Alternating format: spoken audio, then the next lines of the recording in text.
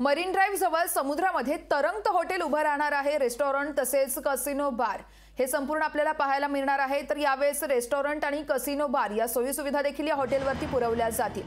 तर महाराष्ट्र सागरी मंडळाकडून यावेळेस कंत्राटदार नियुक्तीची प्रक्रिया सुरू आहे। गोव्याच्या धर्तीवरती मुंबईतील पर्यटनाला चालना देण्यासाठी हा महत्त्वाचा निर्णय घेण्यात आलाय। आता मरीन ड्राईव्ह जवळील समुद्रात आता तरंगत हॉटेल देखील तुम्हाला पाहायला मिळणार आहे, कारण रेस्टॉरंट तसेच कसिनो बार अशा विविध सोयी सुविधांनी युक्त असलेलं हे हॉटेल नरिमन पॉइंट पासून समुद्रात अगदी 2 नॉटिकल मैल अंतरावरतीच असणार आहे।